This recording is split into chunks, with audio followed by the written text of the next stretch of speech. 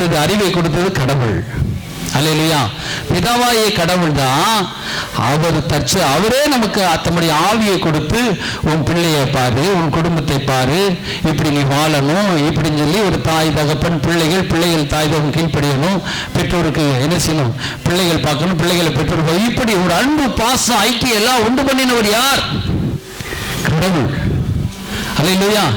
கடவுள் மட்டும் இல்லைன்னா விலங்குகளை போலதான் மனசு வாழ்ந்துட்டு இருப்பார் கொஞ்ச காலம். பாருங்க, ஆண்டவர் அந்த கடவுள் என்ன செய்றாரு, அந்த வெளியேற பெற்ற இப்படி உண்டாக்கினவர் அவர் மூலமா உண்டாக்கிட்டாரு. இப்ப இந்த மனிதர்களை உண்டு பண்ணாரு. இந்த மனிதன் என்ன செய்றாரு, மனிதனை படைச்சார் ஆண்டவர். எதுல இருந்து படைச்சாரு? மண்ணிலிருந்து படைத்தார்.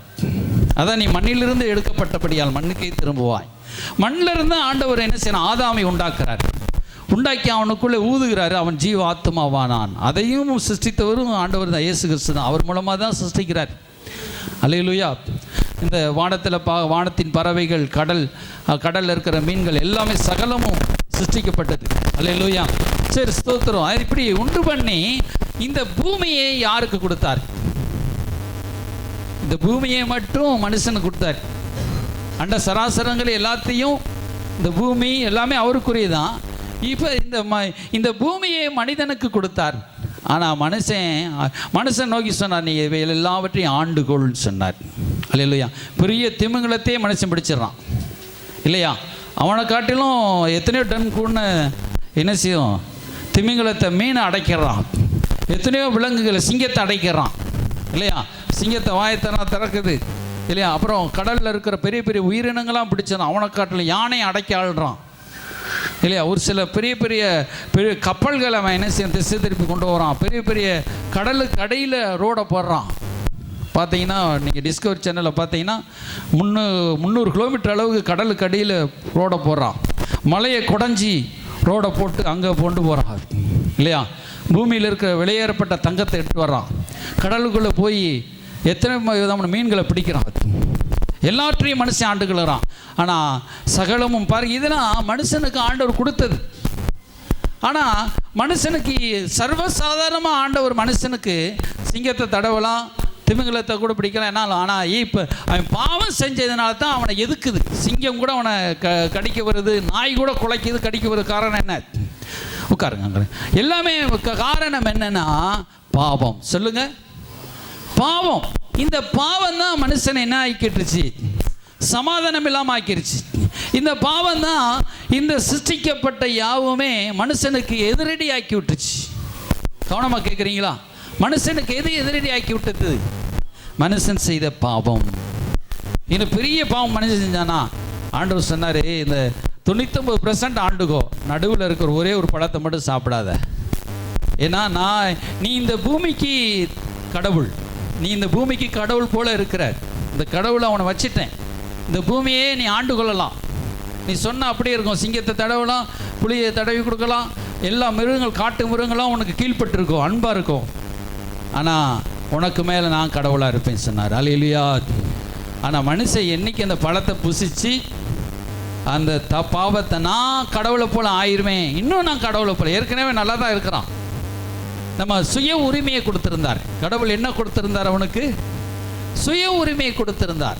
அவனை கட்டுப்பாட இயந்திரமாக ஆக்கலை. இப்போ ரோபோட் நமக்கு தெரியும், அது இப்படி இயக்கினா தான் இயங்கும் அப்படியே. அது தவிர மற்ற இயக்கங்கள் தெரியாது. ஒரு குறிப்பிட்ட அளவுக்கு தான் ரோபோட் இயங்கும். அது என்ன செட் பண்ணி வச்சுருக்காங்களோ அது மட்டும்தான் இயங்கும், அதுக்கு மிஞ்சி இயங்காது. ஆனால் மனுஷன் அப்படி செட் பண்ணி வைக்கல. நீ 99% கனியை மட்டும் சாப்பிடணும், இதை சாப்பிட முடியாது, அப்படி ஆக்கலை.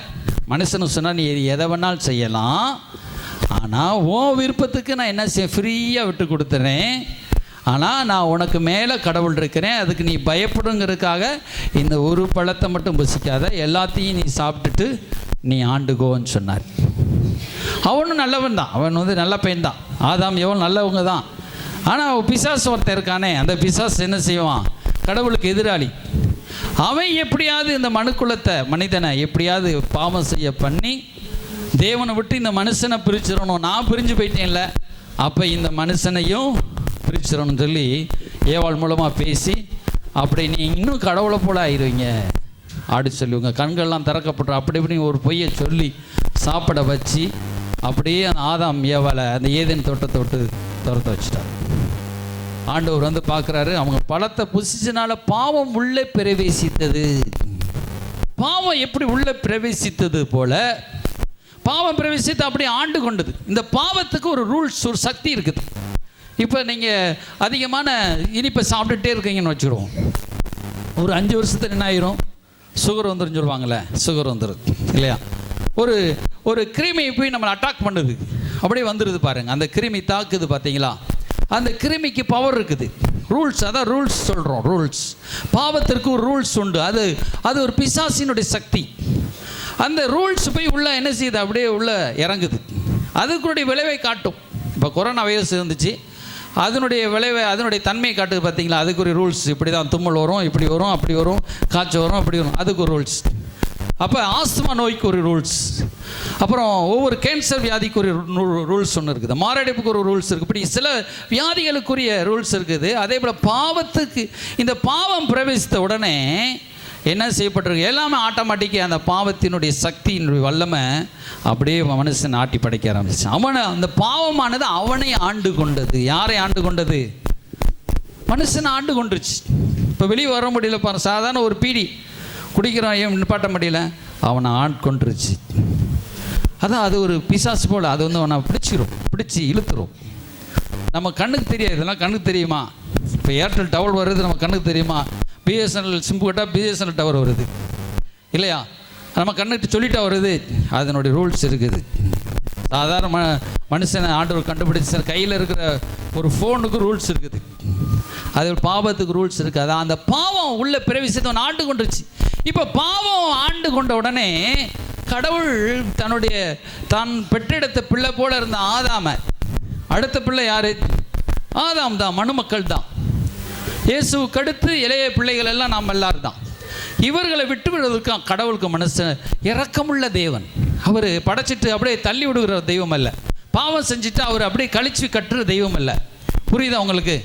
நம்ம பாவம் செஞ்சுட்டா, நம்ம பிள்ளை தப்பு செஞ்சிருச்சா நம்ம வீட்டை விட்டு ஒரேடியே விரட்டிடுவோமா? சொல்லுங்கள். எவ்வளோ தப்பு செஞ்சுட்டு வந்தாலும் என் பிள்ளையை போல் உண்டா அப்படின்னு நம்ம சொல்லுவோம். என் பிள்ளை நல்ல பிள்ளை தாங்கன்னு சொல்லுவோமா? சொல்ல மாட்டோமா? நம்ம பிள்ளை மேலே தப்பே இருந்தாலும் என் பிள்ளை நல்ல பிள்ளை தாங்கன்னு சொல்லுவோம். அதே போல் தான் ஆண்டவர் தான். பிசாசுக்கு விட்டே கொடுக்க மாட்டார்.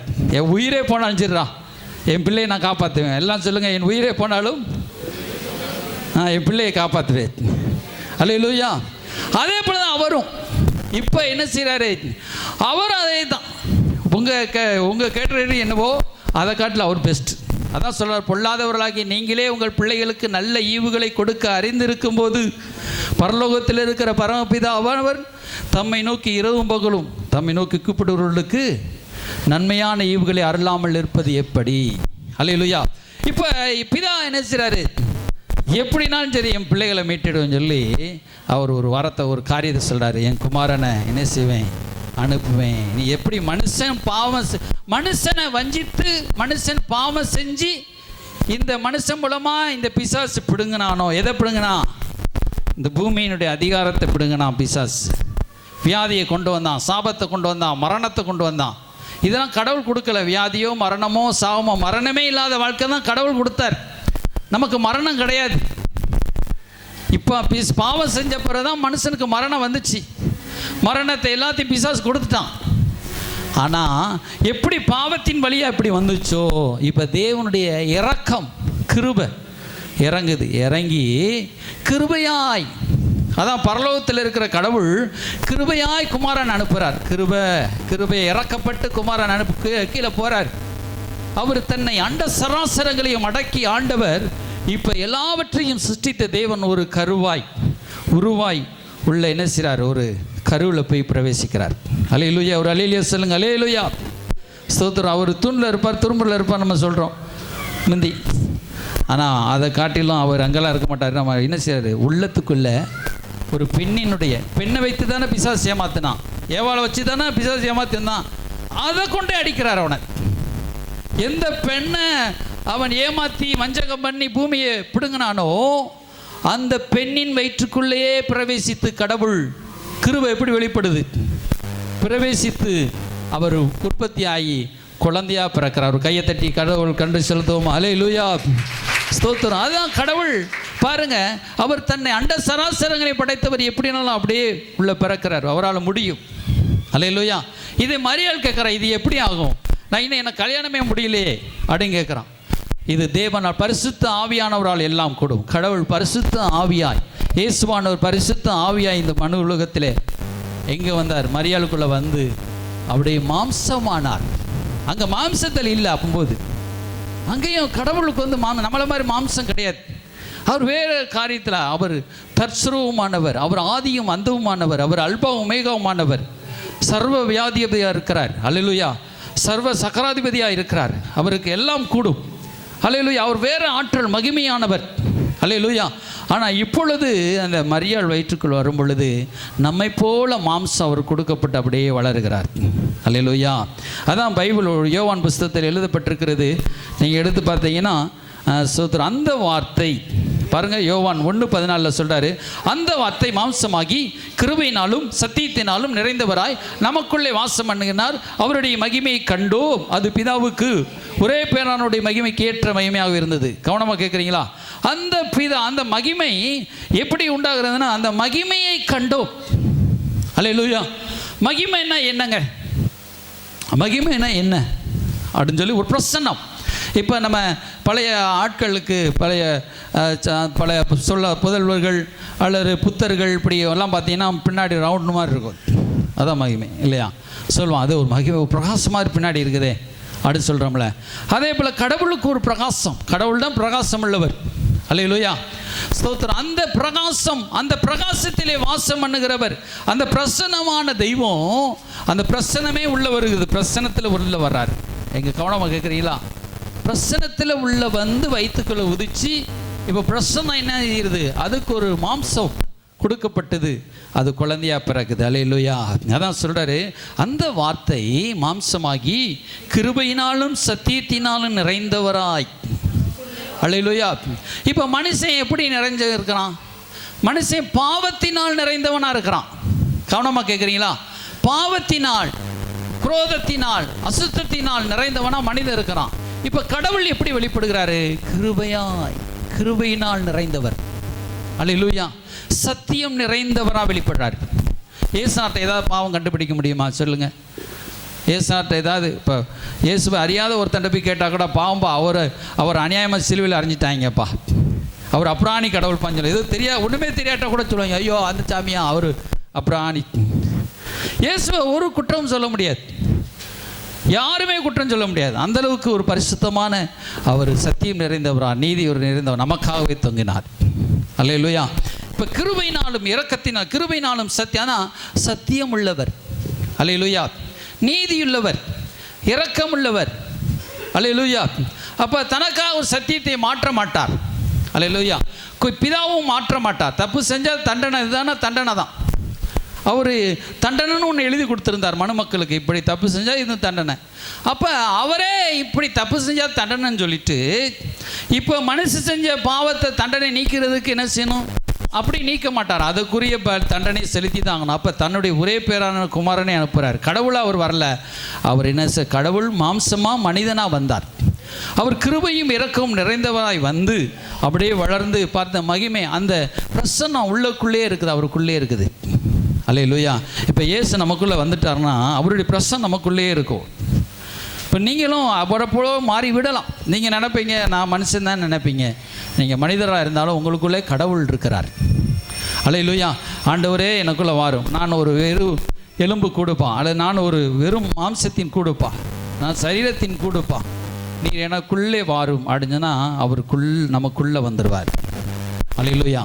அதான் பாடணும், தேவாதி தேவன் இங்கும் தேவாலயம் நாமே, தேவாதி தேவன் தினம்தோறும் தங்கும் தேவாலயம் நாமே, ஆவியான தேவன் அச்சாரமானார் அதிசயம் அதிசயமே, ஆவியான தேவன் அச்சாரமானார் அதிசயம் அதிசயமே, வந்தன் கூடாரத்தை அணுகாது மகனே, பொல்லாப்பு நேரிட ஹல்லேலூயா. இப்போ தேவாதி தேவன் தங்கும் ஆலயம் இது. நம்ம தான் ஆலயம். நமக்குள்ளே தான் அவர் பிறக்கிறார். இப்போ ஆவியில் பிறக்கிறார். அன்னைக்கு மாம்சத்தில் மரியாள் வயிற்றில் பிறந்தார். இன்னைக்கு ஆவியிலே நமக்குள்ளே பிறக்கிறார். ஆவியிலே நம்முடைய உள்ளே பிறந்துட்டார். நம்ம உள்ளே வளர்ந்துக்கிட்டு இருக்கிறார். ஹல்லேலூயா. நமக்குள்ளே தான் இயேசு இருக்கிறார். இந்த கட்டடத்துக்குள்ள எல்லாரும் காலி பண்ணி போயிட்டீங்கன்னா இந்த வெறும் கட்டடம் தான் இல்லையா? நமக்குள்ளே தான் வாசம் பண்ணுறார். ஹல்லேலூயா.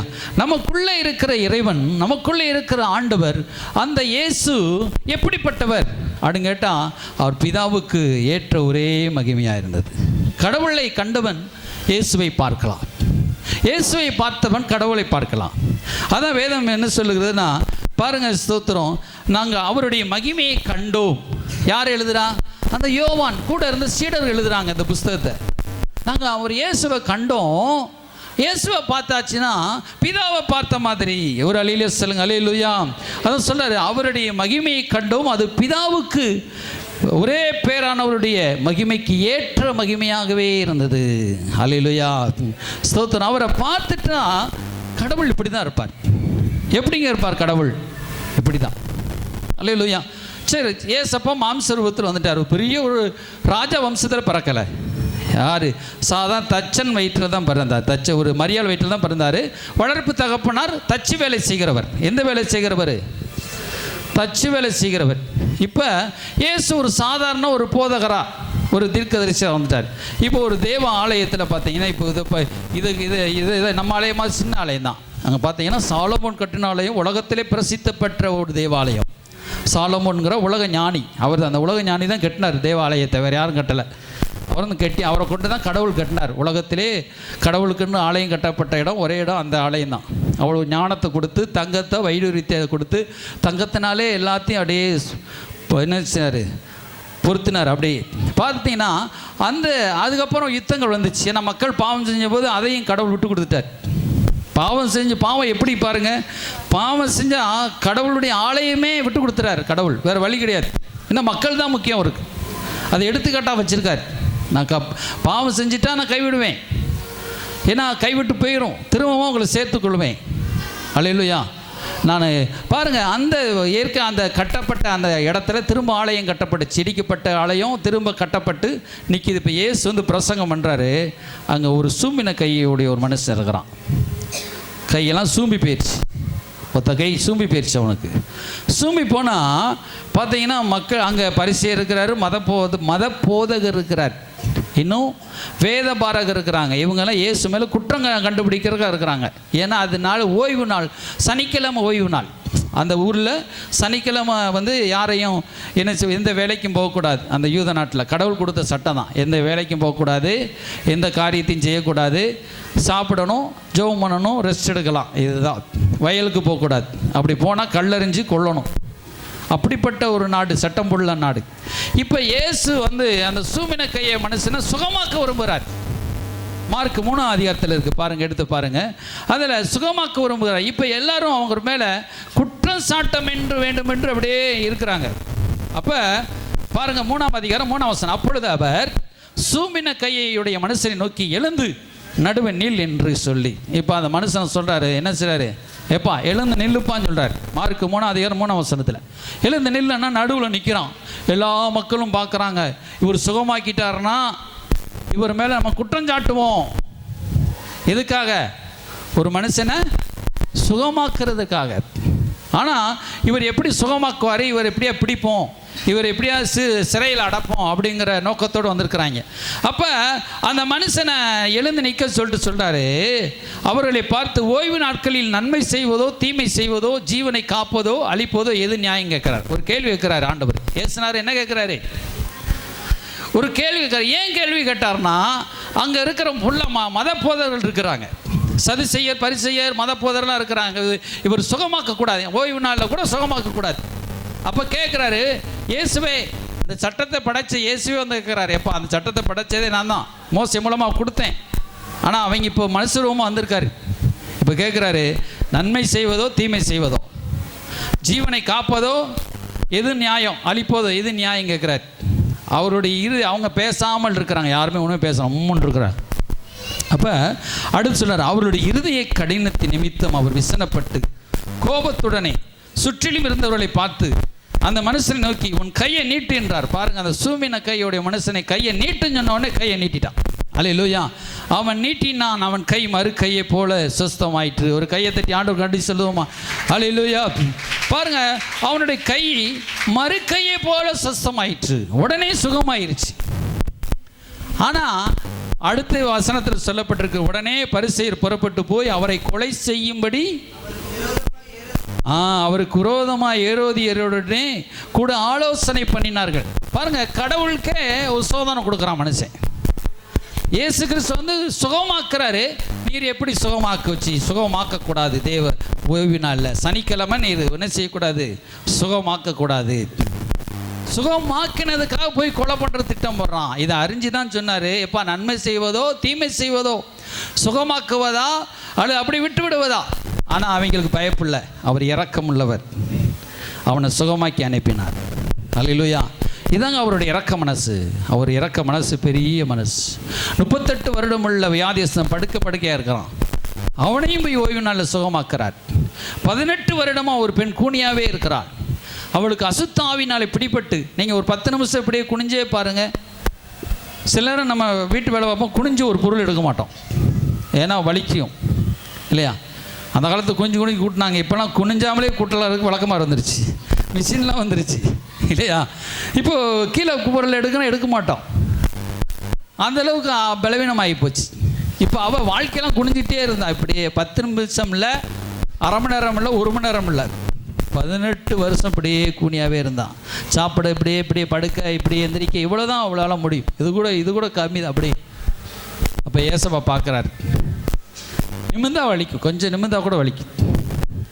நிறைய பேருக்கு சில வியாதிகள், சில பலவீனங்கள், வாழ்க்கையில் நிமிர முடியாத காரியம், அப்படியே கொஞ்சம் நிமிந்துட்டா கூட பிரச்சனை.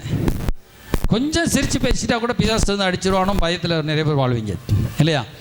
முகத்தில் அநேகரோட வாழ்க்கையில் நிம்மதி இல்லை, முகத்திலே ஒரு சிரிப்பு இல்லை இல்லையா? சர்ச்சைக்கு வந்தாலும் ஒரு சிரிக்க மாட்டேறீங்க, துக்கத்தோடு இருக்கிறீங்க இல்லையா? அவ்வளோ பிசாசு வேதனை கொடுத்துருக்கான். வாழ்க்கையில் வேதனை, சோதனை, பிரச்சனை. ஏசப்பா அதெல்லாம் மாற்றி விடுக்கிறார். அல்லேலூயா. நீங்கள் சந்தோஷம், முகத்தில் சந்தோஷமாக இருக்கணும். அதுதான் ஏசப்பா அவருடைய சித்த. கையை தட்டி ஆண்டவர். அல்லேலூயா. ஏசப்பா வந்து அப்படியே சாமியாராக உங்களை மாற்ற வரலை. என்ன மாற்ற வரல? எல்லோரும் வெள்ளையும் போடுங்க, எல்லோரும் காவி நிறத்தை போடுங்க, எல்லோரும் என்ன செய்யுங்க, கொண்டையை போடாதீங்க, எல்லோரும் என்ன செய்யுங்க அப்படியே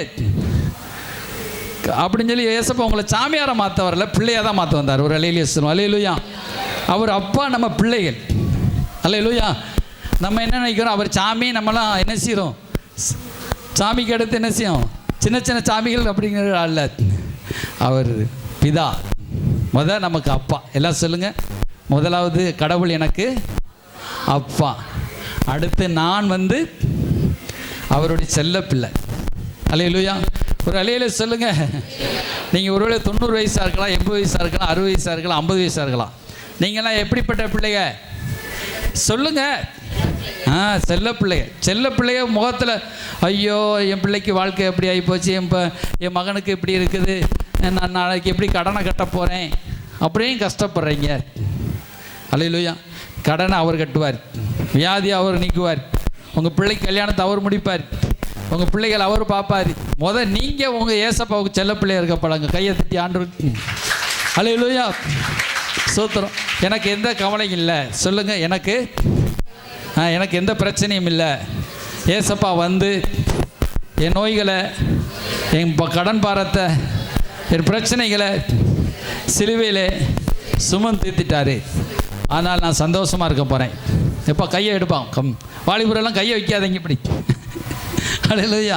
சந்தோஷமாக இருங்க. அல்லேலூயா. அதை ஏசப்பா சொல்கிறார், நீங்கள் சந்தோஷமாக இருங்கன்னு சொல்கிறார். ஏன்னா ஏற்கனவே அவர் சிலுவையில் சுமந்து முடிச்சிட்டாரு. நீங்கள் துக்கமாக இருந்தீங்கன்னா அவர் முடிக்கலன்னு அர்த்தம். அல்லேலூயா. சரி, ஸ்தோத்திரம். பாருங்க, இந்த ஏசப்பாவுக்கு சோதனை வந்துச்சு, ஆனால் ஏசப்பா இரக்கமுள்ளவர். அந்த சூமன கையை மனுஷனை சுகமாக்கினார். அல்லேலூயா. ஒரு சகோதரி பாவம் செஞ்சுட்டு கையுமையுமா பிடிச்சு வந்தாங்க. எல்லாரும் கல்லறைன்னு இருக்கிறான், ஆனால் இயேசு அவளையும் தப்பு வச்சார். எப்படிப்பட்ட பாவரோகத்தோடு கூட தான் பிள்ளை வந்தாலும் மன்னிச்சு மாற்றுகிறவர் தான் நம்ம ஆண்டவர். கையை தட்டி ஆண்டவர் சேர்த்துக்கிறோம். அல்லேலூயா. பாவிகளை ரட்சிக்க கிறிஸ்து இயேசு வந்தார். சொல்லுங்க, பாவிகளை ரட்சிக்க கிறிஸ்து இயேசு ரட்சகர் உலகத்துக்கு வந்தார். இந்த கடவுள் மனுஷனா மட்டும் வந்தது நோக்கம் என்னன்னா, நமக்கு ரட்சிப்பை தரும்படியாக. அல்லேலூயா. அவர் ரட்சகராக வெளிப்படுகிறார். ஒரு அரக்கன்ட்ட நம்ம பிடிச்சு வச்சிருக்கான். ஒரு அரக்கன் என்ன செஞ்சிருக்கிறான்? இப்போ பிடிச்சு வச்சிருக்கிறான் நம்மளை. அவனை அடித்து சிலுவையிலே தன்னுடைய ரத்தத்தை சிந்தி அந்த அரக்கன் கையிலிருந்து நம்மளை விடுவிச்சு அவருடைய அன்பின் குமாரனுடைய ராஜ்யத்தில் சேர்க்கத்தான் இயேசு வந்தார். அல்லேலூயா. கையை தட்டி ஆண்டவர் நன்றி சொல்லுவோம். அல்லேலூயா. நம்ம இருளின் ராஜ்யத்துக்குள்ளே கடந்தோம். நம்ம என்ன ராஜ்யத்தில் கடந்தோம்? இருளுக்குள்ளே போய் கடந்தோம். இருளுக்குள்ளே வாழ்ந்துக்கிட்டு இருந்தோம். இருளுக்குள்ளே சாப்பிட்டோம். இருளுக்குள்ளே நம்ம படுத்தோம். இப்போ இருளிலிருந்து வெளிச்சத்துக்கு கொண்டு வருகிறார். அல்லேலூயா. அதான் வேதம் எழுதப்பட்டிருக்கு. இருளின் அதிகாரத்தினின்று நம்மை விடுதலையாக்கி அவருடைய அன்பின் குமாரனுடைய ராஜ்யத்துக்கு கொண்டு சேர்த்தவருமாகிய. அல்லேலூயா. அதுக்கு நமக்கு பாவ மன்னிப்பின் நிச்சயத்தை கொடுத்திருக்கிறார். எதுக்காக இயேசு சிலுவையில் தொங்கினார்? இப்போ நான் இருக்கிறேன். இப்போ நான் சாத்தா எந்த காட்டு சுடுகாட்டுக்குள்ளும் போக முடியும். யார் மேலேயும் கையை வச்சு ஜெபம் பண்ணுவேன். என்ன அதிகாரம்னா, இயேசு என்னுடைய பாவத்தை, நான் இப்படி சொல்வேன், இயேசு என்னுடைய பாவத்தை மன்னிச்சிருக்கிறார். இயேசு எனக்குள்ளே இருக்கிறார். நீ எந்த அதிகாரத்தினாலே, பிசாசு கேட்பான், எந்த அதிகாரத்தை நீ என்னை துரத்துகிறாய் என்றும், நீ எல்லாம் பாவிதானே அப்படின்னு சொல்லுவான். நான் சொல்லுவேன், இயேசு கிறிஸ்துவின் ரத்த என்னை கழுவி இருக்கு, நான் அவருடைய பிள்ளை. அல்லேலூயா. எந்த சாவும் உங்களை அணுகாதுங்க, எந்த வியாதியும் உங்களை அணுகாதுங்க. மரணத்தை கூட உங்களுக்கு இயேசு ஜெயமா அவர் முழுங்கிட்டாருங்க. அல்லேலூயா. கரங்களை தட்டி ஆண்டு ரெட்டி செலுத்துவோம். அல்லேலூயா. பாருங்க, இந்த இயேசு கிறிஸ்து வந்து ரட்சகரை வந்தார். அடுத்து நமக்கு பாவ மன்னிப்பை நமக்கு கொடுத்தார். அல்லேலூயா. அவரை போலவே நம்மளை மாற்றுகிறார். அல்லேலூயா. இயேசு வந்ததை நோக்கம் நமக்காக அப்படியே பரிதாபப்பட்டு சிலுவையில் ரத்தம் சிந்தி மறிச்சிட்டு, எப்பா உனக்கு செய்ய வேண்டிய கடமையெல்லாம் நான் செஞ்சிட்டேன் இல்லையா? ஒரு தகப்பனார் சாகும்போது சொல்வார்ல, எப்பா நான் உனக்கு செய்ய வேண்டிய அந்த வீடெல்லாம் உனக்கு கட்டி வச்சுட்டேன், என்ன வச்சுக்கோ, இந்த வீடெல்லாம் வச்சுக்கோ, நல்ல ஆண்டு அனுபவிச்சுக்கோ. ஒரு கோடி ரூபா என்ன சூட்கேஸில் இருக்குது, இன்னும் 1 கோடி ரூபா பேங்கில் இருக்குது, எடுத்து அனுபவிச்சுக்கோன்னு சொல்லிட்டு அவர் அப்படியே போட்டுட்டு மகன் ஒரு வருஷத்தை அழுவான். அதுக்கப்புறம் என்ன ஆயிரும்? பணத்தை எடுக்க டக்கு டக்கு டக்கு டக்கு டக்கு டக்கு. இன்றைக்கி உங்கள் கையில் ஒருத்தர் கையில் 1 லட்சம் கொடுக்குறோம் அனுப்பிச்சிக்கிடுவோம். எத்தனை நிமிஷம் சிலர் கையில், சிலருக்கு 10 லட்சம் கொடுத்தா டக்கு டக்குன்னு. எனக்கெல்லாம் ஒரு 10 லட்சம் வந்துச்சுன்னா டக்குன்னு இப்போ 1 மணி நேரத்தில் காலியாக்கி கொடுத்துருவேன். அல்லேலூயா. சோத்திரம். எவ்வளவு பாருங்கள், அவ்வளவு இருக்குது நமக்கு சூழ்நிலை. அல்லேலூயா.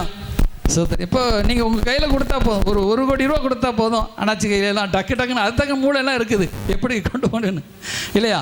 ஸ்தோத்திரம். லாபமோ நஷ்டமோ டக்குன்னு மனசு செலவழிச்சிருவான். பெரிய கோடீஸ்வரர் இருக்கிறவன் ஏழை ஆயிடுவான், ஏழையாக இருக்கிறவன் பணக்காரன் ஆயிடுவான். சரி, எப்படியும் நடந்துட்டு இருக்குது பாருங்கள். ஸ்தோத்திரம். ஆண்டவர் அப்படி செஞ்சுட்டு அப்படி சாகலை. அவர் நம்முடைய பாவத்துக்காக மரிச்சவருடைய ஆவி பாதாளத்துக்கு போய் அங்கேயும் பிரசங்கம் பண்ணிட்டு திரும்ப உயிர் தெழுந்தார். ஒரு கரங்களை தட்டி ஆண்டவர் நன்றி செலுத்துவோம். அல்லேலூயா. அல்லேலூயா. நம்முடைய ஆண்டவர் நமக்கு அதிகாரத்தை கொடுத்துட்டு திரும்ப நம்ம பக்கத்தில் இருக்கார், நமக்குள்ளேயே வாசம் பண்றார். அல்லேலூயா. நம்ம அப்பா சாகலை, சொல்லுங்க, என்ன ஏசப்பா சாகலை, மரித்து உயிரோடு எழுந்தார். அல்லேலூயா. அவர் மரித்து திரும்ப உயிரோடு வந்து நமக்குள்ளே தான் இருக்கிறார். பரலோகத்தையும் இருப்பார், இங்கேயும் இருப்பார். ஏன்னா திரும்ப பிசாசு வந்து நம்மளை அட்டாக் பண்ணிடக்கூடாது, எதுக்கு என்ன செஞ்சிடக்கூடாது. கொடுத்துட்டு நம்மகிட்ட சாவியை கொடுத்துட்டு சரி பார்த்து கொஞ்சம் போயிட்டு திரும்ப நம்ம ஏமாந்து போகக்கூடாதுங்கிறதுக்காக அவர் நமக்குள்ளேயே இருக்கிறார். காது இருக்குது அவங்களுக்கு. இங்கே பாருங்கப்பா, கொஞ்சம் இன்னும் 10 நிமிஷத்தில் வேகமாக முடிக்க விரும்புகிறேன். நீங்களும் வேகம் போகணும்ல, அதுக்கப்புறம் நீங்கள் இப்போ புரோட்டா கேட்க ஆரம்பிச்சிருவீங்க. அதனால் கொஞ்சம் பாருங்கள். அப்படி என்ன ஆயிரும்? அவர் நமக்குள்ளே வந்து நமக்கு கற்றுத்தரார். இனி பிசாசு இப்படி வருவான், இப்படி இந்த சோதனை வரும், இப்படி சூழ்நிலை வரும், இப்படிலாம் நீ சமாளிக்கணும். ஞானத்தை கொடுக்கிறார், கிருபையை கொடுக்கிறார், அபிஷேகத்தை கொடுக்கிறார், நமக்கு நல்ல வாழ்க்கையை தருகிறார். நீ இப்படி செத்து வாழக்கூடாது, நீ நொந்து வாழக்கூடாது, நீ உன் வாழ்க்கை கெடுத்துக்கொள்ளக்கூடாதுங்கிறதுக்காக நல்ல வேத புத்தகத்தை நமக்கு கொடுத்துருக்கிறார். இது கிறிஸ்மஸ் அன்னைக்கு மட்டும் எடுக்கிற வேத புத்தகம் கிடையாது. டெய்லி இதில் எடுத்து படித்து பாருங்கள், உங்கள் வாழ்க்கையே மாற்றுகிற செய்தி. இது சாதாரணமான கிடையாது. நான் ஆண்டவரை ஏற்றுக்கொள்ளாத இந்து குடும்பத்தில் இருக்கும்போது சின்ன கிழிஞ்ச பைபிள் தான் படித்தேன், சின்ன புதிய ஏற்பாடு. அதில் கடவுள் பேசினார். அல்லேலூயா. உங்கள் கையில் இருக்கிற புதிய ஏற்பாடு சின்ன புக்கை வாங்கி வாங்கி படிங்க. புஸ்தகம் படிக்க இன்றைக்குமே ஞானத்தை கொடுக்கும். பெரிய பெரிய முதலாளிகள், வாழ்க்கையில் உயர்ந்தவங்க எல்லாம் புஸ்தகத்தை படித்தாங்க. படிப்பறிவு இணையற்ற ஒரு செல்வம், அழியாத செல்வம். நல்லா படிங்க. அல்லேலூயா. நீங்கள் அந்த புஸ்தகத்தையும் படிங்க, கடவுளை பற்றியும் அறிஞ்சு கொள்ளுங்க. அல்லேலூயா. இப்போ படிக்கலாம் நேரம் இல்லை, யூடியூப் தான். சரி, யூடியூப்லையாவது கேளுங்க, கடவுள் என்ன சொல்கிறாரு யூடியூப்பில் போட்டு கேளுங்க. அல்லேலூயா. சரி, ஸ்தோத்திரம். ஏசுநாதர் உண்மையான கடவுளா அப்படின்னு. சரி பாருங்கள், இப்போ ஆண்டவர் பாருங்கள் நம்ம கூடவே இருந்து நம்ம மூலமாகவே சாத்தானை மிதிக்கிறார். இப்போ மனுக்குள்ள எவ்வளோ கூட்டம் இருக்க மாதிரி பிசாசுகளும் முக்கோடியில் ஒரு கூட்டத்தை அள்ளிட்டு போயிடுச்சு. தூதர்களை, விழுந்து போன தூதர்களாம். பிசாசுகளாம் யாரும் கேட்டால் விழுந்து போன அவங்க ஒரு கால தூதர்களை இருந்தாங்க. இப்போ சாத்தான்கிற ஒருத்தனுடைய பேச்சை கேட்டு விழுந்து போன தேவ கூட்டங்களா, விழுந்து போன அசுத்த ஆவிகளாக மாறிட்டாங்க. தேவ தூதர்களாக இருந்தவங்க தான் அசுத்த ஆவிகளாம். இப்போ மனுஷன் இன்னைக்கு நல்லா இருக்காயா, பணம் வந்தால் நான் மாறிடுறாயா சொல்கிறோமா, சூழ்நிலை வந்தால் நான் மாறிடுறாயான்னு சொல்கிறோமா இல்லையா? மனுஷனே மாறும்போது தேவதூதன் மாற மாட்டானா? அவன் அவ்வளவு ஞானம் உள்ளவன் மனுஷனை காட்டிலும். அதே போல் அவன் ஒரு நாள் மாறிட்டான். அந்த மாறின கூட்டத்துக்கு மன்னிப்பு இல்லை, அந்த கூட்டத்துக்கு மன்னிப்பு இல்லை. கடவுள் இந்த கூட்டத்துக்கு, இந்த மனு குலத்துக்கு இறங்குறார். கையை தட்டி ஆண்டு கொண்டே செலுத்தும். அல்லேலூயா, ஸ்தோத்திரம், ஆமென், அல்லேலூயா. ஏன் கடவுள் பாருங்க, தேவதூதர்களுக்கு கை கொடாமல், வேதத்தில் எழுதப்பட்ட அவர் தேவதூதர்களுக்கு கை கொடாமல் ஆபிரகாமின் சந்ததியினருக்கு, அவரை விசுவாசிக்கிற நம்புகிறவர்களுக்கு கை கொடுக்கிறார். அல்லேலூயா. ஏன் எபிரேயர் 1ஆம் அதிகாரத்தில் எழுதப்பட்டிருக்கிறது பாருங்க. அதில் சொல்றாரு, நான் என்ன செய்ய, அவர் தேவதூதர்களுக்கு அவர் கை கொடாமல். எபிரேயர் புஸ்தகம் 1ஆம் அதிகாரம், அதில் பாருங்க சுதர், சாரி 2ஆம் அதிகாரம், 2ஆம் அதிகாரம் 16ஆம் வசனம். ஆதலால் தேவதூதருக்கு உதவியாக கை கொடாமல், அல்லேலூயா, ஸ்தோத்திரம். பாருங்க, அவர் என்ன செய்யப்பட்டிருக்கணும், தேவதூதருக்கு கை கொடுக்கல. கை கொடுக்குறோம் என்னங்க, கை கொடுத்து பிள்ளை கை கொடுத்து தூக்கி விடுகிறத அர்த்தம். பாவத்தில் விழுந்து போன. இப்போ ஆபிரகாம் சந்ததினா என்ன? ஆபிரகாமுடைய வம்சத்தில் பிறந்தவர் தான் இயேசு. இந்த இயேசுவை யார் யார் நம்பி ஏற்றுக்கொள்கிறாங்களோ அந்த சந்ததிக்கு கை கொடுக்கிறார். கை கொடுத்து, கை கொடு பாப்பா, சும்மா கை கொடு, இப்படி மேலே வாப்பா.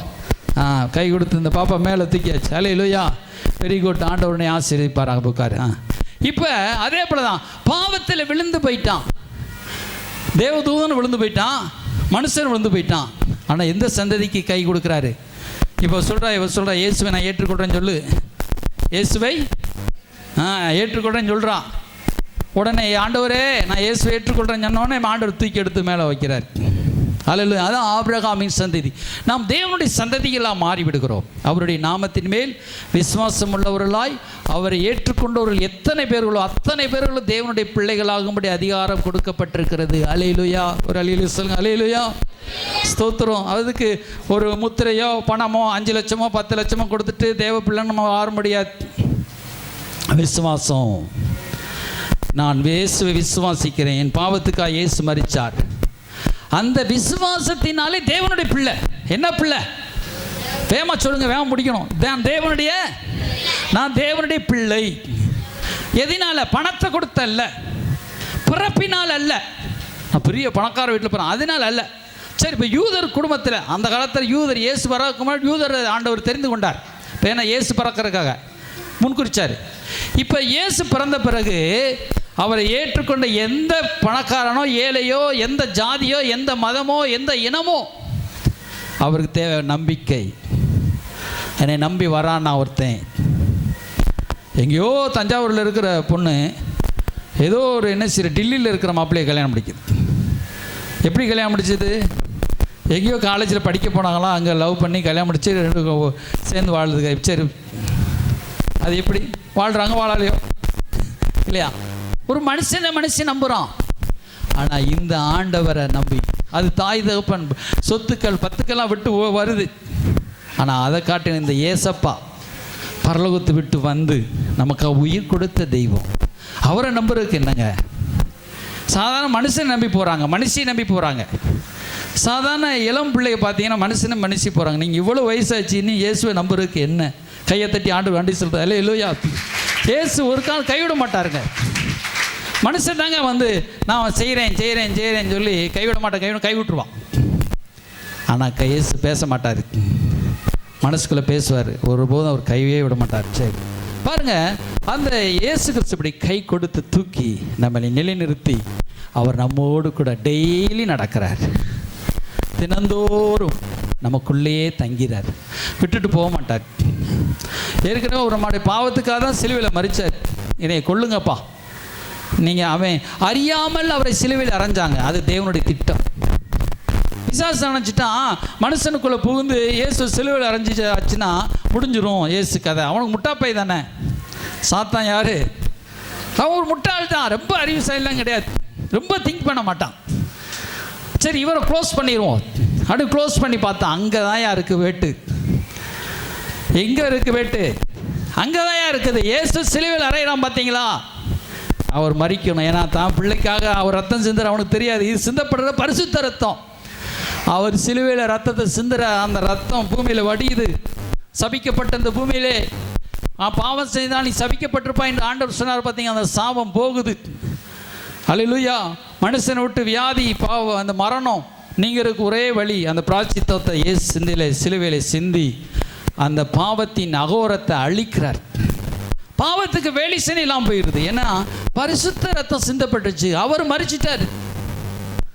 ஒரு வாசல் திறக்கப்பட்டுச்சு, பரலோகத்தின் வாசல் திறக்கப்பட்டுச்சு. அல்லேலூயா. அப்போ சொர்க்க வாசல் திறக்குன்னு சொல்கிறாங்க பார்த்தீங்களா? அது உண்மையிலே நமக்காக தான் திறந்து வச்சிருக்கார் சொர்க்கவாசல். அவரை நம்புகிறவர்களுக்கு சொர்க்கவாசல். பிசாசு டூப் கொடுத்த எல்லாத்துக்கும் சொர்க்கவாசல், எல்லாத்துக்கும் சொர்க்கவாசல் கிடைக்காது. இயேசுவை நம்புகிறவர்களுக்கு மட்டும்தான் சொர்க்கவாசல் திறந்து திறக்கப்பட்டுருச்சு. அவரை நம்புகிறவங்க போகலாம். போகும்போது என்ட்ரியில் ஒரு தேவதூதன் நிற்பான், பார்ப்பான் இயேசு கிறிஸ்து, உங்களுக்கு தெரிஞ்சிடும். தேவதூதனே பார்த்துட்டு சைலண்ட். ஏன்னா நீங்கள் உள்ள நேரடியாக ராஜாவுடைய பிள்ளையாக போகலாம்.